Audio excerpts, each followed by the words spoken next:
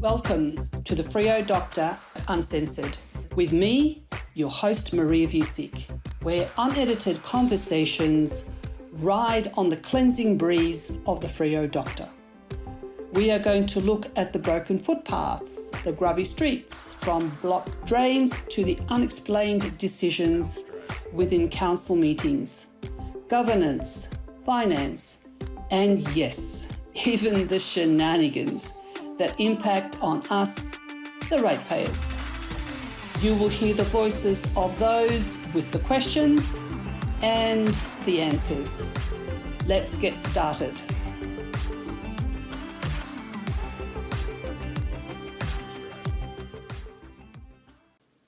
This episode is packed with rich, interesting and colourful historical content and current issues that may change our city forever. Episode 2, Fighting for Fremantle, Why Heritage Matters, introduces our guest, John Dowson, President of the Fremantle Society. This episode is packed with rich, interesting and colourful historical content and current issues that may change our port city forever. Hello, John Dowson. Welcome to Freo Doctor Uncensored. Now, John, before we have our chat and before we go into some of the granular issues affecting Fremantle and the new level of development that you're worried about, I'd like to remind listeners that some facts about you and also the fact that you are a published author. So, John Dowson, you were a Fremantle councillor from 1996 to 1998 and then again in 2005 to 2011, and you were also Deputy Mayor from 2005 to 2009.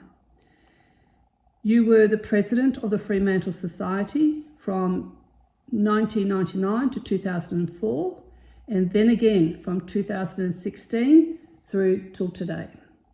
You won the Western Australian Premier's Prize for Non-Fiction with your book, Old Fremantle. In 2005, as Deputy Mayor of the City of Fremantle and a member of the Council's Heritage and Special Places Committee and of the Town Planning Advisory Committee for East Fremantle. So when you have a look at some of the positions that you've held, it certainly is impressive. But we also need to have a look at some of your publications.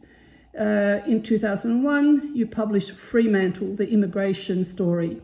In 2003, Old Fremantle, photographs 1850 to 1950.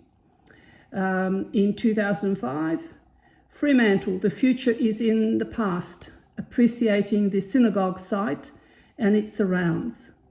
In 2006, Old Fremantle Childhood, a tribute to the photography and fatherhood of Arnold Bestie, the Fremantle period 1905 to 1916.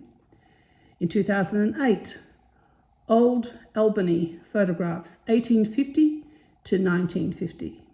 Then in 2011, you published Fremantle Port Chart and Map Shop. And in 2014, Off to the War, World War I, 1914 to 1918. In 2015, you published the Western Mail War Souvenir, 1915. And you also published in 2018 Swan River Postcards. Now, John, this is quite an impressive record over the decades that you've spent in Fremantle, living here, and also your very strong association with this port city. Before we go into your role as President of the Fremantle Society, who is John Dowson? Can you give us an insight into your life in Fremantle? What else have you been doing? Well, I'm a relative newcomer. I've only been here 33 years. So I wasn't here in the 70s and the 80s when lots of things were happening. And I really wanted to try inner city living. So when I got back from America in 1990, I moved into town and bought a commercial property so I could try inner city living. And I've been in the same place here. in a commercial building as a house for 33 years. I'm really enjoying it. And so, what brought you to America? Well, it's one of many places I've taught at. So you're a school teacher? I've been at education all my life, and so America was an amazing opportunity. I had 5 years there, and I've taught in England, I've been in France, I've been in Sydney, and a lot of time in WA, but I think the good thing about being a teacher is you can pick up your degree and go anywhere and teach anywhere. Okay, so what is it that attracts you to Fremantle inner city living? Well, going overseas, you realise that a lot of people actually live in cities, and there's nothing wrong with it. But in WA, we sort of want our suburban block. And so I thought it'd be nice to try inner city living where you have the infrastructure there already. You've got the banks and you've got the supermarkets and you've got the delicatessens and all those things. So that's what I thought I'd try. And 33 years later, I think West Australians still haven't embraced inner city living as they could. And we've actually lost a lot of the infrastructure that we had 33 years ago. So we've actually, in some ways, gone backwards with banks selling off their properties, the post office selling off their properties, council selling off their properties, and so on. So the divesting of assets by the institutions that should nurture them has been one thing, but also the fact that we still could have more people living and working in the middle of town. All right. Look, we earlier when I introduced you, John, I went through and we got some idea that you've held civic positions. For example, you were a councillor, you were a deputy mayor, and you were twice president of the Fremantle Society. Now, in preparation for this chat, I googled the Fremantle Society, and this is what I got from Google. The Fremantle Society is a community-based culture and heritage advocacy group in Fremantle, Western Australia. It was formed in 1972 to prevent demolition of historic buildings in Fremantle and to assist in their development. Last year, the Society celebrated 50 years of heritage advocacy. I was privileged to attend that celebration. John, can you speak to that early work of the Freo Society? Why was it important that the people got together in 1972 and formed the Fremantle Society? Well, as I said, I wasn't here in the 70s and the 80s, so I missed the fun. But the properties down here were very cheap, so I think young people thought, wow, we can go and get a nice stone cottage for a small amount of money. And when they moved into Freo, they loved the character, and they were shocked to hear that the council and the government had plans to put highways and freeways through the middle of town, to widen High Street, to widen Henry Street, and to turn it into what the mayor and the government today want to do with Fremantle, make it a modern city. So we had this sort of thought that back then that the young people thought, well, we need to save the town and get together. So it was astonishing that at the first meeting they had close to 1,000 people turn up to get together and form an organisation to protect and preserve Fremantle. That was astonishing. So how successful do you think, now looking back, in the years that you weren't here? I mean, I was here as a young, barely a teenager, and I remember a lot of the commotion around and the protests around preserving heritage. And depending who you spoke to, the people who were very pro a modern Fremantle, they said, oh, it's those old hippies, it's the hippies who are preventing us from moving on into this beautiful new era called modern living. And yet, if you spoke to the other side, yes, there was an element of hippiism about them, but by golly, they had the head screwed on in terms of what is important in a city like ours. Yes, I think you need good leadership, and there was a lot of dynamism from Les Lauder and others. So the committee was very strong. They did a lot of work. They realised that the power lay on council, so they tried very quickly to sort of to talk to council, to get themselves on council. So within a few years, there were different members who were getting onto council, and I think that made a huge difference eventually in convincing council that they're preserving Fremantle and doing the right sort of reports and documents to appreciate timber housing, or to appreciate keeping stone cottages, and the scale of Fremantle being human scale, and so on. So I think it was a real push to get a bit of power by getting onto council. That certainly helped. So it was people power really that did it.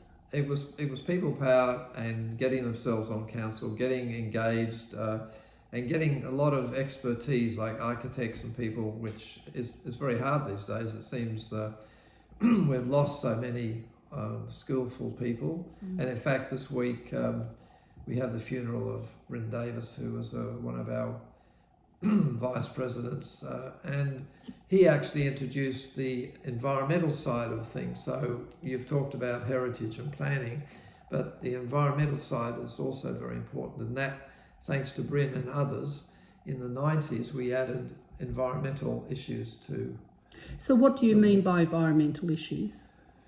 Well, anything to do with greenery, to parks, linkages, green belts, and industrial buildings, sort of respecting, for example, the South Fremantle Power Station was saved basically by Bryn and Ralph Hoare bringing the Premier through and getting it heritage listed and sort of and preserving it, and looking at the wider context of not just a building in isolation, but the whole setting. So the environmental setting and the planning and the heritage issues, we focus on those three. Now, John, you've got a book there in front of you, Fighting for Fremantle. Can you just hold that up? So what sort of a story is that? This is a very good story that was put together for the 40th anniversary, and we're lucky to have Ron and Di Davidson got a grant to do this book, and it's a beautifully told story of all the different battles that went on. It's quite amazing how many buildings were saved. A lot of things were lost, but there's some stunning successes, including, for example, tonight at council's going to vote to allow the damage in the West End on the Robert Harper building on the corner of Pakenham and Phillimore. Council's going to vote to allow this monstrosity on top, and yet that building was saved by the Fremantle Council back in the 80s. It was going to be turned into an office block. So here we are 30 years later. We won the battle back then, and now we're losing it tonight because we just don't have the systems are against us now, and that we're going to lose this one, and that's a real tragedy. Can I just unpack? I'm really interested to have a look at the 70s and the 80s, when that fight for Fremantle was a grassroots people's movement. It would seem to me that they got themselves elected on council. It seems to me that there was a lot of individuals who ended up on council, and they listened, because there is an energy shift in terms of the value that councillors, the mayor and council and the administration, do they really value feedback? Because tonight you're going to go and speak on the Phillimore project. Do you have an expectation that if you have a look at your expertise, it's a very high level of expertise? So you're not just a ratepayer and you just want an opinion. You have got a qualified professional expertise there. Are they going to, do you have a sense that they will listen to you tonight? Absolutely not, because in the old days you had The developers were over there, the community was over there, the council was there, and there were sort of government bodies over there. And they all operated separately, but the developers have been very clever. They've infiltrated organisations like the Swan River Trust, the National Trust, the Heritage Council, and they've also infiltrated politics. So the Property Council, for example, has enormous power. And so they have infiltrated these organisations. So councillors tonight have a report from the Heritage Council that says it's okay to do this damage. And that's astonishing, because it wouldn't have been allowed 10 years ago or 20 years ago or 30 years ago, but it's allowed now because the Property Council and others and developers have infiltrated organisations like that. The National Trust won't even speak to us. I mean, they won't even do advocacy anymore. They've got thousands of properties in Fremantle listed under the National Trust, and they won't do anything. That's extraordinary, and it's shocking that, for example, the Heritage Council, who are supposed to be the peak expert body, are handing down decisions like they are with it tonight. And yesterday, front page of the Albany Advertiser, same thing, big scandal in Albany with the Heritage Council not standing up for heritage in Albany. So it's really, that's the problem these days, is the infiltration. And the same on council, you've got a lot of ideological people. I think in the old days it was community people who in many ways did listen, but now you're part of a team, you're part of a club, you're part of a political party, and you do what you're told. So they all go along together on this merry little journey, and tonight's going to be very difficult. Because councillors are there to be individuals, to stand up for what they believe is right, to do their homework, to represent the community, to represent the policies, to represent the intent of the policies. And tonight, I'm not going to get much support. Okay, look, let's build on what you've just said, John. So you're going to get 3 minutes only to speak on such a huge topic as basically if this project gets off the board tonight and it's approved, and there's every likelihood that it will be. When you have a look at the Point Street development, where we've got another Johnson Court plunked into a semi-West End setting, these set precedents.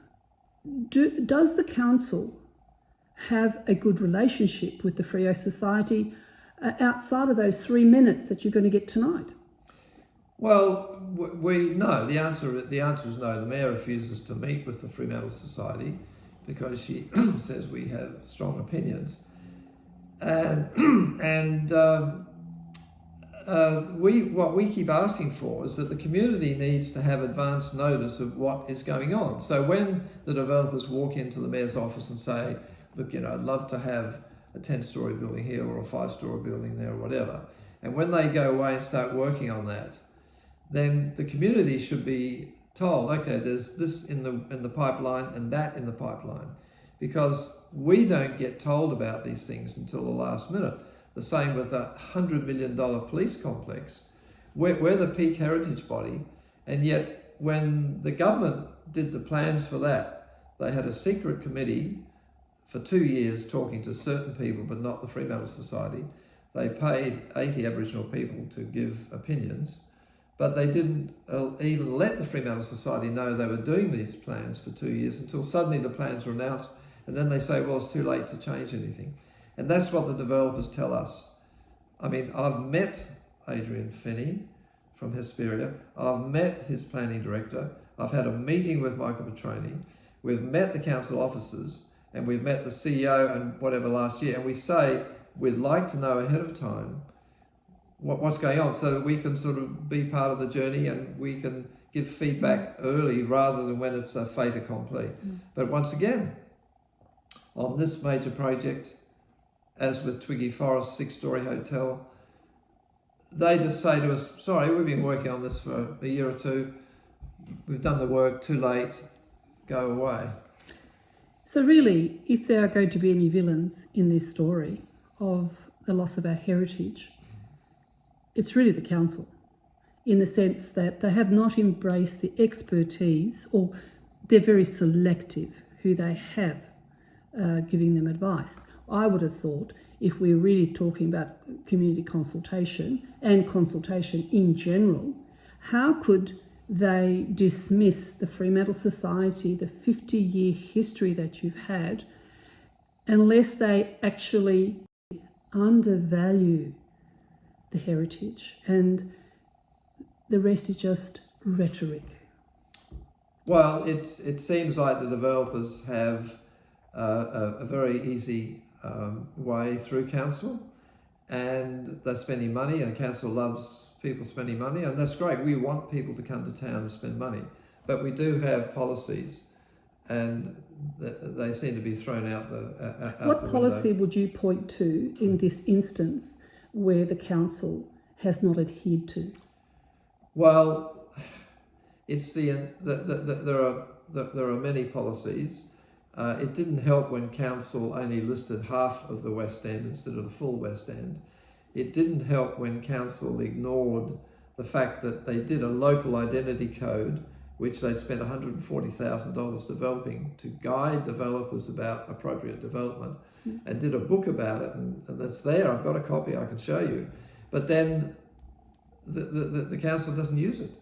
And so when I show it to these developers, they say, we've never seen that document. And this is a document that actually says, for example, on key street corner sites in the West End, you can't have this sort of development. But then the developers tonight are going to get it. So we're let down by a whole range of things, and it's not always council's fault, because the government refuses to allow councils to have very black and white policies. There's always got to be wriggle room, and the government says you've got to allow discretion. But tonight, for example, the developer's asking for a 20% discretion, and that's massive. And the discretion has to be given only for a good reason, such as we're doing something fantastic, we're protecting the heritage of the property. But they're actually damaging the heritage of the property by sticking 2 stories of glass apartments on top of 2-story heritage buildings. So how do they earn 20% discretion? I want to speak to safeguards. Now, you've talked of policies. You've talked how, I have a view that what you value is what you fund and what you support, what you put your money against and what support you put against. Now, when I was a councillor for 4 years, we continually heard the word, but we're a heritage town. It just costs too much money to maintain the heritage. We're special, we're different. And yet you look at East Fremantle, it's a smaller place than what we are, and they seem to be flourishing. So what sort of safeguards do you think that we have now that will defend our heritage city? Well, people need to know that council has defunded just about every part of the heritage regime. They got rid of the Heritage Committee. Now, at one point, I was chair of the Heritage Committee. There used to be a committee that had experts from the community and council. That's gone. The local history awards have been scrapped. The annual heritage awards have been scrapped. Others just have a welcome mat to get, and they're getting whatever they want. Just look at Fremantle. There's no rules being enforced. Every street is filthy. It's appalling. The council policies, even the small rules about cleaning, about signage, the small rules aren't being followed, and the big rules about what developers can do, they're just given a green light, and that's shocking in a heritage town of World Heritage significance. Thank you for tuning into Freo Doctor Uncensored.